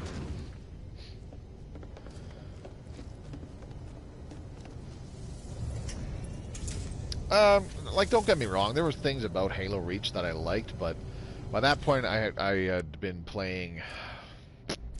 Like, you'll have to go... I'd need to double check when Battlefield Bad Company 2 actually came out, but it was sometime in 2008, by the time I moved out of my folks' place and got my own little bit of a fourplex and was living on my own, moved in with my best friend and another roommate of ours, that I was much more into Call of Duty than by that point, because it was sometime in 2008, like summer, fall 2008, where I got Call of Duty 4, like on like a huge discount, a used copy or something. It was really cheap. Played it, and I was like, oh my god, this is actually really awesome, and I was crazy about that. That's when I started my Call of Duty phase, obviously. So for like a good year, it was COD 4 and World at War as well, because World at War was out by then. World at War was pretty good. I liked it. And I don't remember when Bad Company 2 came out. I'm pretty sure Bad Company 2 was 2010, before Mass Effect 3. The last mission was the best. Objective survive. Yeah, that was pretty dope.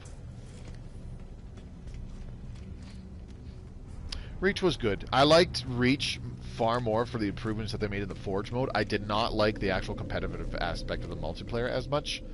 Not just because of the changes to it, but I didn't like how there was now a health system. And I didn't like the DMR over the battle rifle. I was fuck, man, I've been playing Halo Online since frickin' Halo 2, so I was like, man, it fucks my battle rifle, man. Oh, what am I doing? I needed to go check the terminal, see if they have any, like, goop or dihydrogen that I can buy. That is really cool how they brought Halo Reach to the Master Chief Collection, though, and that's also really good. I think they did that knowing that in the future, like when did they bring Reach to Master Chief Collection? It was only a few years ago, but I'm sure they did that knowing ahead of time that it's like, yeah, you know what, the Xbox 360 servers are going to shut down sometime within the next 5-6 years or something like that. So they were probably like, well, we want people to still be able to enjoy Halo Reach, so they brought it to Master Chief Collection.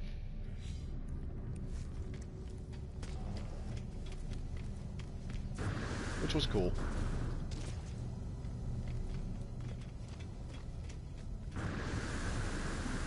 Admittedly, there is not a Halo campaign that I really dislike, but the Halo 1's campaign will always be my favorite, because it was just so good.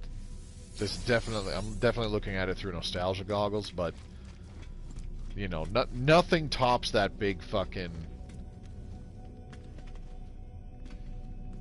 that big sudden oh shit, you know. And I think we know what I'm talking about. It's when you get introduced to the Flood and you figure out what the Halo rings are actually for.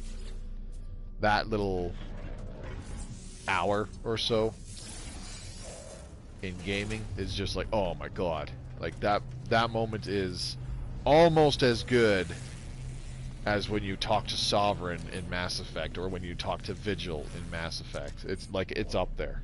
It almost as good.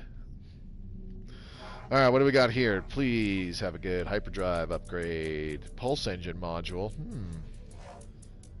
You know what? An S-Class pulse engine module wouldn't be too bad. Starship maneuverability and speed. But, since we're so limited on nanites, I think I'm going to have to pass on that. Maybe this guy has an S-Class mining beam.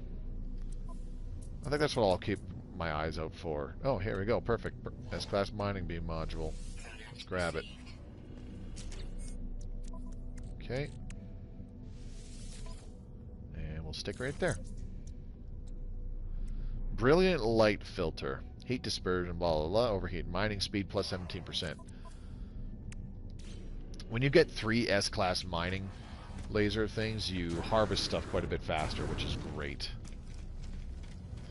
Okay, I think we're done in this system. I didn't find any good upgrades. We did get a bunch of residual goop from the store. So let's get back to the freighter and initiate another warp. There's about a half hour left in the stream. So yeah, we're going to make some progress today with reaching the center of the galaxy, only by a few hundred light years, but progress is progress. What I would really like to do... Where the fuck is our freighter? What I'm going to do on the weekend, and I don't want to spend too much time doing it, but I'm going to have to harvest some dihydrogen because we have practically none now. So I'll harvest some materials, or some resources. Obviously I'll do our frigate expeditions and stuff, but that's why I'm going to need more dihydrogen to send them off on new ones. What else? What else? I'm also going to, wherever we stop this stream, I'm going to build a small base in that star system and put a teleport module in it, so that I can teleport back to previous star systems from that location. What I really should do is build a small base in our freighter, honestly,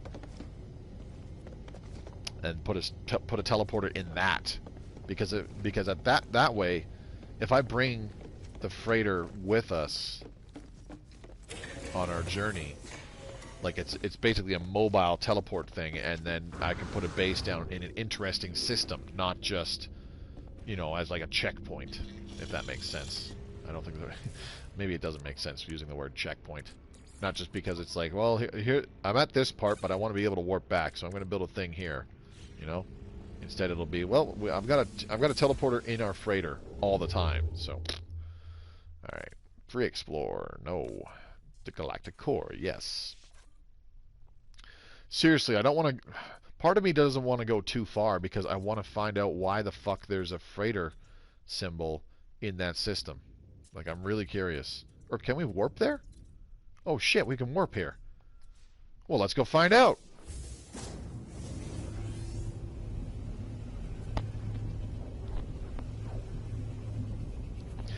Me and a buddy, when we were playing Halo Reach co-op on, I think it was just Heroic, but we actually managed to survive for over a half hour in that last mission on Halo Reach.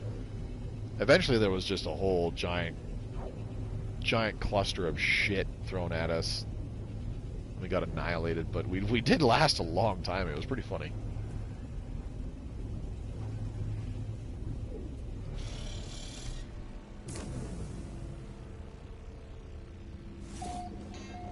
I loved the Forge mode in Halo Reach. That, the fact that they put in that cool Forge world for people to use as just like a kind of a template and be like, have at it, build whatever you want here. It's a huge map. That was just fucking cool. And part of it was like Blood Gulch. You know? That was cool as shit. I did wind up making it really big. It was supposed to be like a big team battle kind of invasion thing, and each section was huge. Did you ever build a Warthog track? No, I built a couple Mongoose tracks though. One of them went all over Forge World, and I do mean all over. Like I made use of the weird techno cavern in there. I made use of the big island. I made use of the Blood Gulch Canyon. I made use of the top of the canyon. I made use of the beach area, and I had a lot of stuff up in the sky too. So yeah, I made use of the whole fucking thing. It was fun making it, and a couple of my friends, one in particular, really liked it, which was surprising. I thought it was pretty low quality compared to other tracks that people did. You know, like people from Forge Hub or whatever the hell it was called, for example. I wasn't that great at it, but you know, people liked it. It was pretty cool. Didn't have the patience to use Forge. Yeah, you definitely had to have motivation. If you were, like, there was sometimes where I'd just log on and be like, I want to play Halo, but I want to, like, just chill and not fucking, you know, get all sweaty and angry at fucking matchmaking or something. So I'd just sit there and Forge and I'd just do stuff. I made several maps. The stuff that I put the most time and care into in Forge was actually in Halo 3 a very long time ago.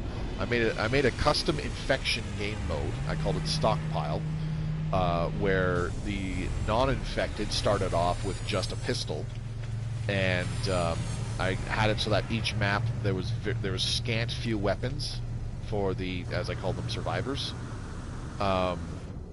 There was scant few weapons right off the hop for them to grab, so they had to go, you know, scavenge for weapons out in the map.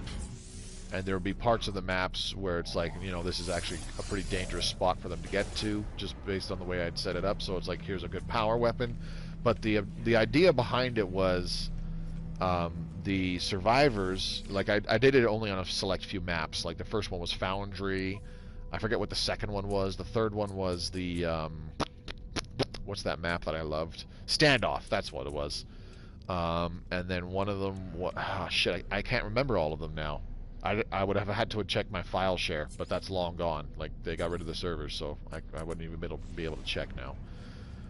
But, like, one of them was Foundry, and they started on one side of Foundry in, like, a base area, but it was, like, not very defensible and easy for, like, the infected to get in and overwhelm them, even right off the hop. S-Class scanner module, that'd be nice to have.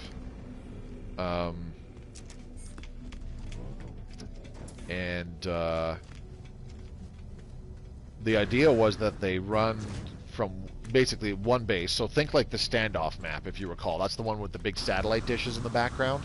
and there's 2 bases on either side. The survivors start in one base, and there's a couple power weapons laying around on the map, you know, out in the boonies, out in the wilderness, just out and about on the map, that they could go and pick up. But their main thing to do was to get to the other base, which was much, like, it was a very, very, very defensible location. I would see to that myself by dicking around and placing objects in Forge. I would make the defenses, I would make the second base that they're supposed to get to very defensible, and I also threw in a slew of weapons. Not necessarily power weapons like grav hammers and shit like that, but there would be like a couple. There'd be maybe like 2 good power weapons, like say a shotgun, and maybe, I don't know, like a mauler or just something silly like that. But elsewhere in the map, in the much more dangerous areas where it's like much harder to defend yourself and whatnot, is where you could get like the sniper rifle, the gravity hammer, that kind of stuff, and active camo, and that kind of stuff. And each map had its own little theme to it as well. Like the Foundry map, I forget what the theme behind that was, but I basically made it so that the infected were able to have some fun too, because I'd set it up where the 2 people that started as infected, they actually got grenades. And there was a bunch of spots on the Foundry map there where well-placed grenades would take out, like, it would set off like a chain reaction of fusion cores or some shit, and they could potentially kill like a bunch of people that way and infect them all, if that worked out. The Standoff map, I actually had some contraptions that I set up where if the survivors got there, they could do some things to actually close off a couple entrances into the base. I think the base had like 3, maybe 4 entrances into it by default. And I had it where, like, there was one instance where if the survivors got to that base, they could like go outside and destroy a pallet, which would make a crate fall down and block one of the entrances. You know, stuff like that. I did have themes to each and every one of them. I forget what they all were. But yeah, like, they were just very, what I thought was interesting ways of doing infection, where it's not just, you know, the survivors get good weapons right off the hop and all that stuff, and then can run around the map and there's random power weapons all over the place. It's like, no, you want to get to this point because it's very defensible, and there's a huge stockpile of weapons and ammunition there and other good stuff, like a mounted turret, for example. And there was one map that I think I had a warthog as well. And you know, I made it so that you had like a little mini objective, and there was other stuff you could do. You could run around the map and find the other power weapons and this, that, and the other thing. The sniper rifle was really powerful because the infected just took one shot, like in the pinky toe, and they would die. So yeah, the sniper rifle was pretty damn powerful. Grav hammer was powerful just because it could knock infected away, stuff like that. And the only reason that I remember what the themes and the design behind those 2 maps were, the Foundry one and the Standoff one, is because those were the only 2 that I played with a bunch of people. We got like 11 people together for the Foundry one, so it would start off with 2 infected and 9 survivors, and that was pretty fun. But we actually got a big lobby of about 13, 14 people together for playing the Standoff one. That was a lot of fun. Folks really liked that one, amazingly. I was like, I mean, I kind of put some effort into it, but they're not that great. But people had a lot of fun. That's what mattered. All right, we're looking for, what did I say? An industrial and an exploration, and I see several of those. All right, let's take a look at this industrial frigate. What do we got here? Inspect frigate. Our vessel shall be yours. Is it 2 million units? Yes, it is. No negatives over there. 8 tons per 250 light years. I'll take it. All right, now let's go to the next one. That sounds like so much fun. I miss playing Halo, but I have PlayStation. Yeah, that's fair, man. All good. Well, I mean, the nice thing about these days is you can get Game Pass, and I'm quite positive that, like, if you have a decent gaming computer, you get Game Pass. I'm quite positive that Master Chief Collection, I know for certain that Halo Infinite is on Game Pass, but you can play all those games on your PC.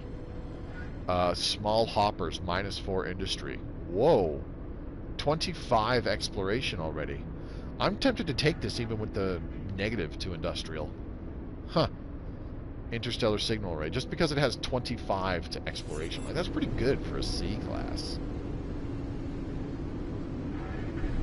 But there is another 2 exploration frigates we can check out first. Let's see what these have. Yeah, like, honestly, the core gameplay of, you know, Halo 3, I think, was the best. A lot of people over time have kind of come to that conclusion as well. But to be honest, like, the gameplay of Halo Reach was really good too, and Halo 2's gameplay, despite all the goofy little bugs where you can do the button combos and shit like that, the gameplay of Halo 2 was pretty damn good as well.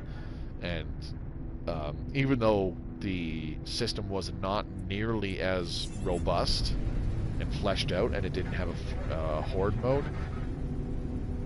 really, the longevity of Halo 2 cannot be denied. It was still one of the top 5 played games on Xbox Live up until Halo 3 came out. And Halo 3 had that same record up until Halo Reach came out. And Halo Reach was one of the top... Actually, were they even top 5? I think all 3 of them were top 3 for years after launch. Not so much Halo Reach. Halo Reach was top throughout 2010 and 2011, and most of 2012 up until Halo 4 came out. And then Halo 4 had its player base drop off like fucking crazy. Okay, so I hired that 1 exploration frigate without even looking at anything else. Fuck it. We have enough ships to send on another full expedition of 5, so we're gonna do that. But yeah, honestly, the reason for the longevity, I think, especially Halo 3 and Halo Reach, like, they were able to stay so popular for so long, was because of custom games. You were able to do some changes to the settings in Halo 2, but like I said, it wasn't nearly as robust, and people started to kind of make up their own game modes. And by Halo 3, if you were creative enough with changing settings and stuff like that, you know, you were able to, you didn't have to rely on the honor system, because like the whole infection game mode stemmed from people in Halo 2. What the fuck? It stemmed from people in Halo 2 like playing it themselves, and when they got killed by a quote-unquote zombie, they went on an honor system where it's just like, oh, I'm infected, I gotta go join the other team now. And then Bungie took that and made it a fucking game mode. Which was cool. It's like, you know what? That's pretty awesome. Nothing to delete. What are you talking about? Delete that. Fuck off. Alright, I'm gonna drop another fleet command room right frickin' here. There we go. Because that one was not working for some stupid reason. Like, I couldn't go inside it. It was just right here, like an invisible wall. So I kind of want to change this. Let's get rid of that. I hope this doesn't fuck things up. I really do. Turn it into a tea room. Uh-oh. I think I fucked it up. Nope. Nope. I thought I would like delete the command rooms or something crazy because they're not connected anymore. But I'm just on drugs, making shit up, you know. Okay, this is not working. Why?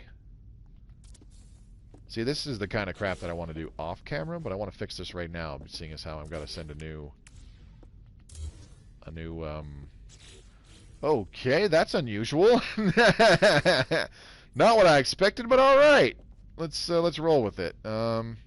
Yeah. Can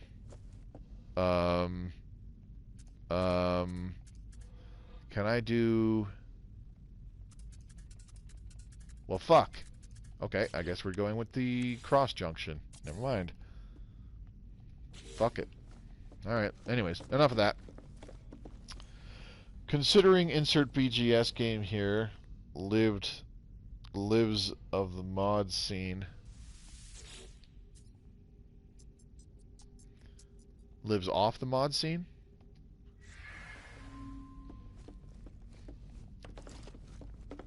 Yeah, a lot of games, game franchises these days Like, I mean, Bethesda games come to mind. You know, Fallout, and of course Skyrim. Like, people are still fucking playing Skyrim because of mods. So yeah, it's, I guess in a way you could say that that's custom games, right? The Skyrim equivalent of custom games, mods. Alright, so this is a balanced thing. Good thing we have an exploration, combat, industrial, trade ship to send on this bad boy. Let's do this support ship too. I don't want to do the other one. 600 tons of fuel? Sounds good to me. Alright, we can now send 3 expeditions at a time. That is a lot of fucking frigate fuel to go through on a regular basis. I hope I can delete these command rooms without losing the frigates. You know?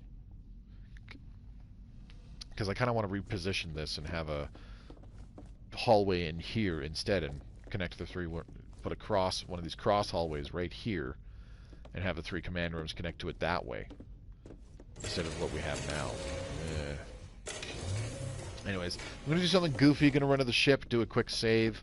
We'll jump to the next system, we'll check the space station, check the store and the modules there, and then we'll do one more jump after that, and that's probably going to be it for the stream, because there's only about... Actually, I'm sorry, never mind, there's about 20 minutes left. I thought there was only 10 minutes left. I'm on drugs, ignore me. Ignore me, ignore me. I am not very bright. Oh yeah, we also need to reach a holo terminus. Oh man, that's going to be fucking difficult. I'm going to have to... I don't want to do that on camera. Or sorry, off camera. So I'm going to have to just land on random planets without scanning them and hope for the best that I find one where I can get some resources fairly safely. That sounds awesome. Alright, galactic core. So, I don't... What the fuck? Now it's over here. What does that mean? What do these freighter symbols mean? Are there people there? Wouldn't that be fucking cool if there were? Like there's other people in those systems and they have their fucking freighters in them? I don't know. Fuck it. We're going closer to the galactic core. We're on a mission. We need to reach the galactic core. This is chapter 10 of the stream. So we've spent 20 hours on camera not really reaching the center of the galaxy. Just kind of setting the foundation behind being able to do it with money. You know? I think sometime, not this weekend, but sometime off camera, either next week or the following weekend, I'm going to spend a bunch of time going back to the previous systems we visited. I'm going to scan the shit out of everything. You know, all the resource, or sorry, all the things like minerals and plants and animals, definitely plants and animals. That's going to get us a shitload of money because we have our 3 S-class scanner systems now. So like a rare creature should give us like 400,000 units, I think. Common ones will be about 100,000. Plants will be about 50,000. And then uploading all of those, all that data will give us a hefty sum of nanites. If it's a lot. Especially if it's a lot, obviously. But seeing as how we have jumped through oodles and oodles of systems, okay. I like how we warped right on the fringes of a giant fucking ring for a planet. I like this bluish nebulous background in this system. I like how the star being behind those planets makes them look super cool. I want to see what the sun looks like. Oh. Alright. So, the background in this star system looks fucking cool. I'm just gonna come out and say it. I like this system. It looks neat. Anyways, we're just going to the space station. That could have been like an alternate thumbnail, but I really like that. I really like the look of that trinary system. That's the first one I've seen. Welcome aboard, Chica's Rendezvous.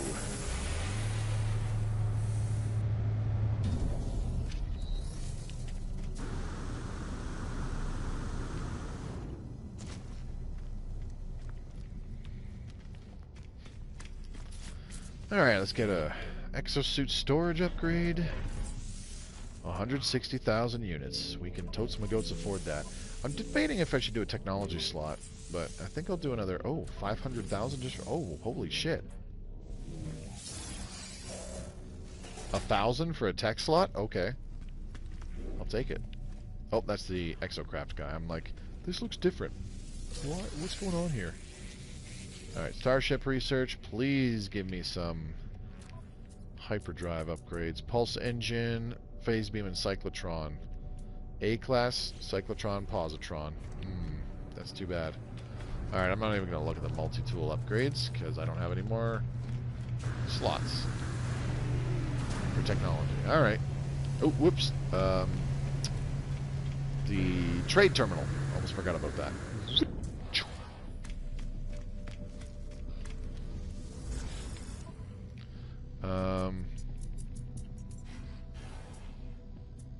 I still didn't name a frigate for you, did I, Big John? I'm sorry, buddy. I just realized I'm a fucking moron. Well, there's nothing here worth buying. No dihydrogen, no residual goop. So I gotta go back to the frigate and warp it again anyways. And we can rename a combat frigate for you, buddy.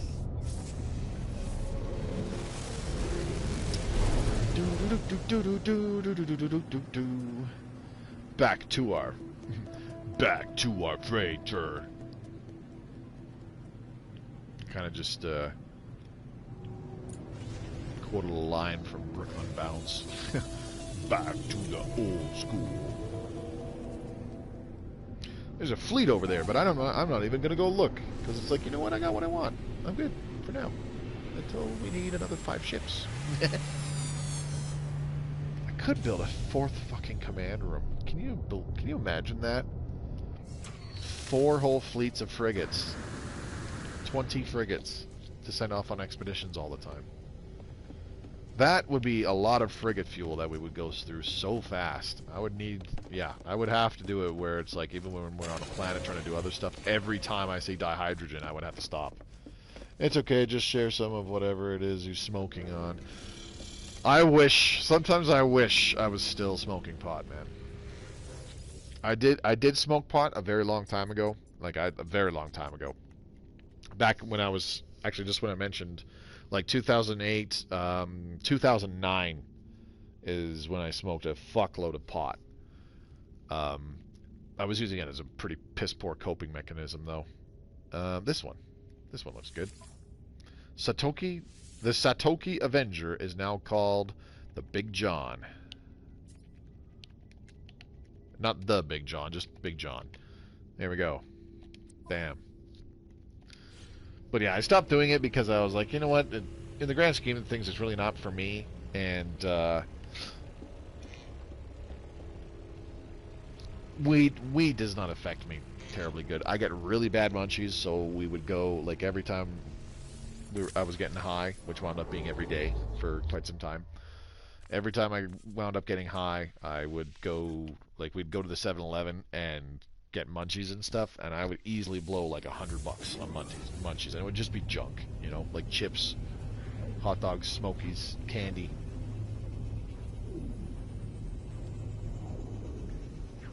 Nothing terribly good for me. And when I was, you know, doing that like 4, 5, 6 times a week, that got expensive. Never mind the drugs themselves, like, holy fuck.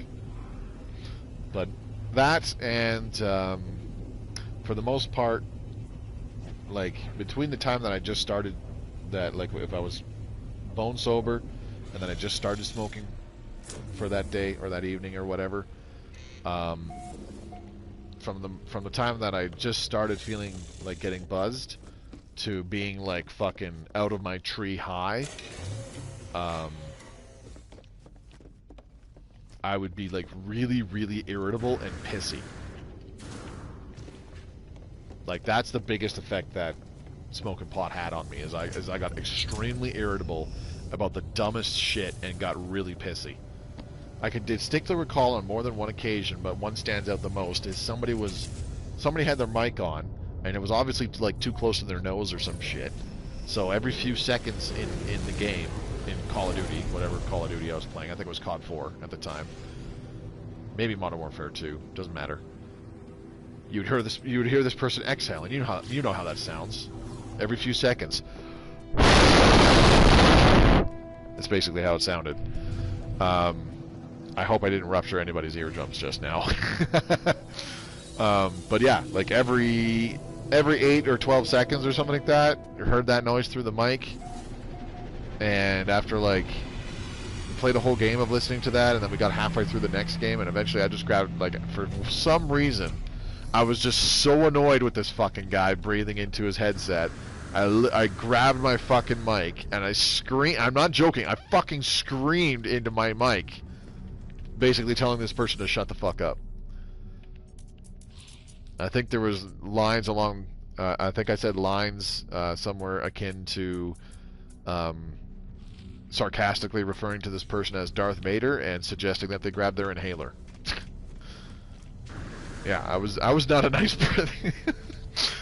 When I was getting buzzed off of pot, I was not a nice person. Like, fuck. Yeah, he got to go if he was doing that. Well, see, normally that shit, like, would not bother me, honestly. Because I've heard that so much, and I just let it go, and it never bothered me. I was able to just, you know, leave it be. I had some friends that fucking breathed heavily into their mic, for example. It normally just didn't fucking bother me, but because in this one instance, I was like buzzed, smoking pot, not high enough yet, and just really easily irritable. I just fucking lost it on the mic on this poor guy. He didn't say anything back. We just heard a click, and then the breathing stopped. But yeah, I definitely fucking overreacted. So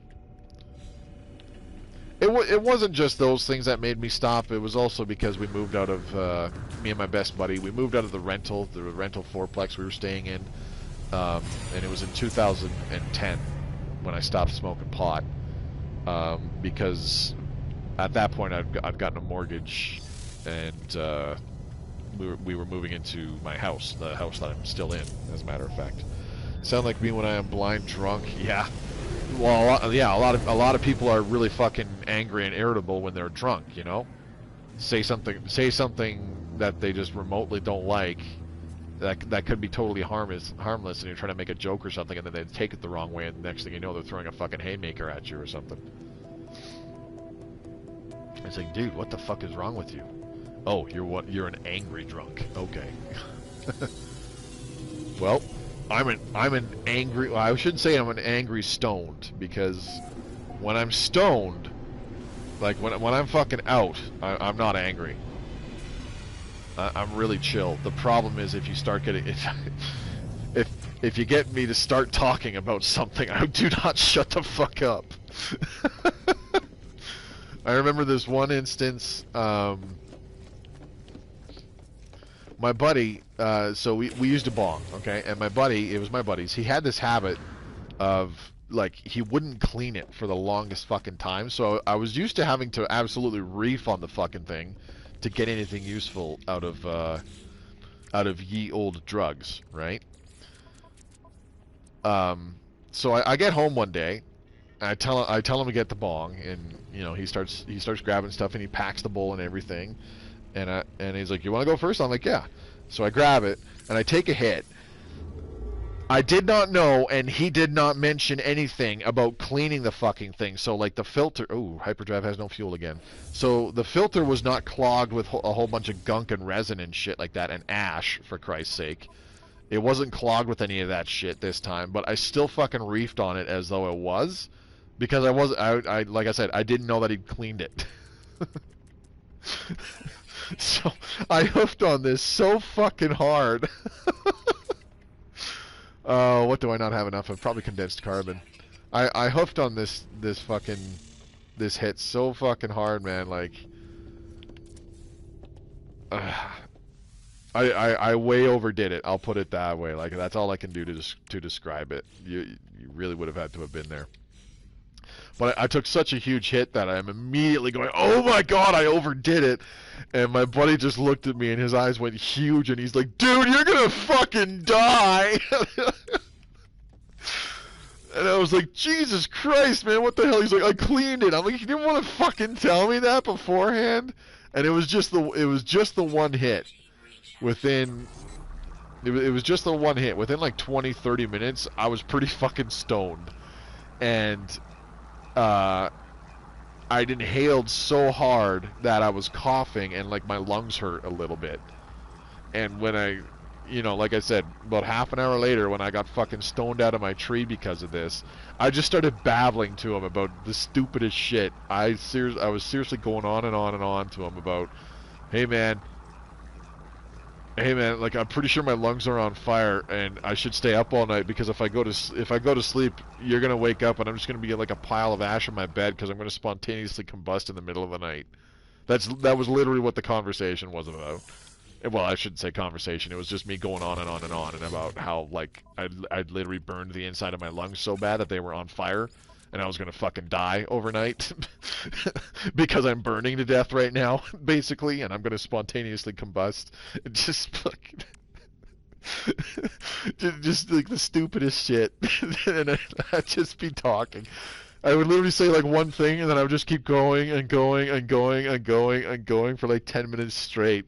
And my buddy's just like, my buddy's stoned too, so he just stares at me. And he's got this look on me, he's just looking at me like I'm the biggest fucking idiot he's ever heard open his mouth. And when I finally stop talking, he just puts his hands over his head like that fucking Jackie Chan meme. And he goes, dude, shut the fuck up.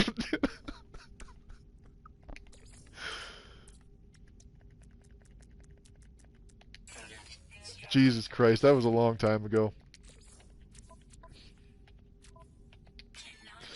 But yeah, smoking pot's not for me.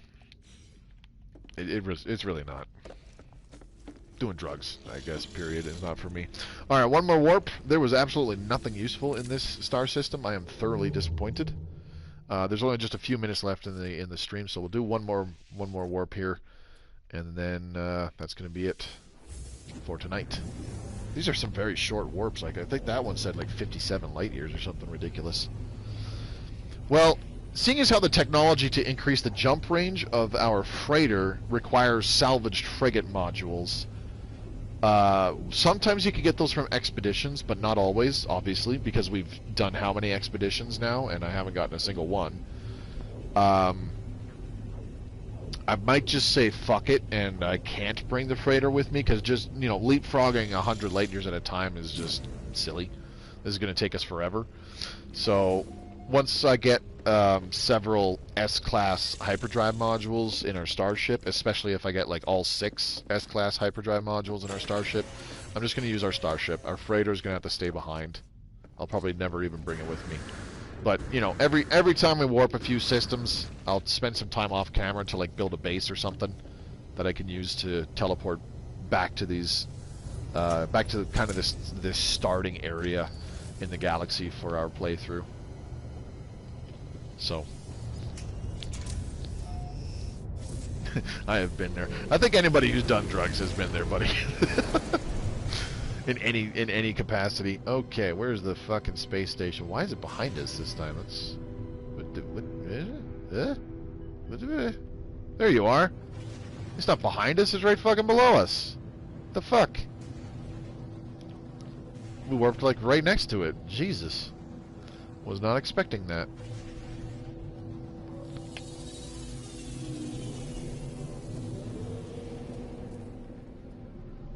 I've been offered, like, drugs over the years, too, like mushrooms and shit. And I just flat out say no, because I know that my reaction to them will be significantly worse. A buddy of ours is like, hey man, we should, like, before we go play some paintball, I should bring some mushrooms and we'll do the mushrooms before we play. And my other buddy that I used to smoke pot with is like, dude, we're not fucking doing that. We're gonna be tripping so bad, we'll think the paintballs are trying to eat us or something. You know? I get salvage modules from the freighters in space and just run back to the space station. Yeah, I think I've seen the odd salvage module like available from a store So, or like a trader. So that is a thing. But yeah, the derelict freighters in space. That is a good way to get salvaged frigate modules. If we get to that point, we need those fucking beacon thingies to find them. If we get to that point, then yeah, absolutely, I can do at least one derelict freighter on stream for those who have not seen one. But like, I wouldn't make it a recurring thing. I wouldn't do it regularly because they take a while. Especially with a guy like me who's super duper thorough and I have to look under every fucking nook and cranny in the entire ship and, you know. Let's do another technology slot. I don't know why I'm doing technology, honestly. We've only got one more row for general inventory to be completely full, so whatever. Technology and cargo. We should probably do some cargo. 500,000 for cargo. Yowza. Alright, well, technology slot it is. Okay, and then let's go ahead and actually let's talk to this guy. Maybe he's got an S-class, like a jetpack module or something.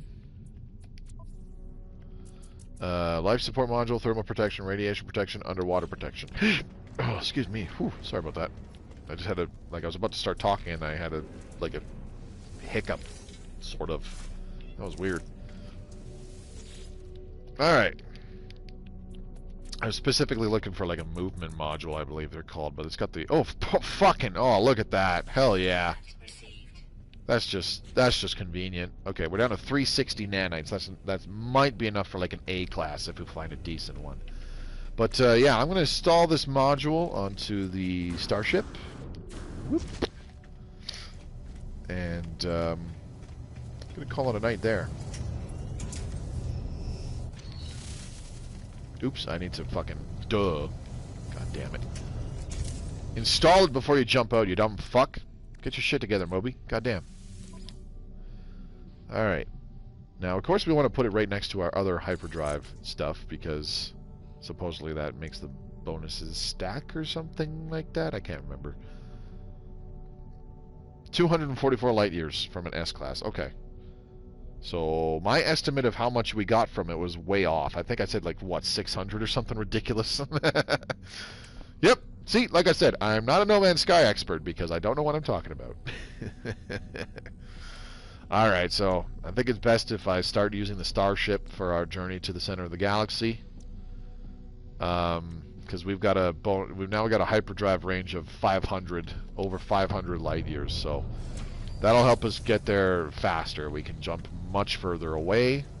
Don't have to do this little leapfrogging. It'll also mean that we don't have to, well, like every few jumps, I'll still have to stop to get resources and whatnot, but we'll be able to travel far more distance before I have to stop to get resources in order to resupply our hyperdrive with warp cells, you know, because geez, to get warp cells you need chromatic metal for the antimatter, chromatic metal and condensed carbon for the antimatter, and then the antimatter housing is oxygen and ferrite dust. So you need those four things. Yikes. Copious amounts of it too. So if I can do it where we can travel like several thousand light years before I have to stop and get more warp cells and stuff from those various items, well, obviously that'll be a pretty big bonus. But yeah, I'm just gonna do force one more save just to be on the safe side, and that's gonna be it for tonight. We are over the 2 hours. It's been a fun time. This has been Chapter 10 of our No Man's Sky playthrough. Nothing too terribly exciting.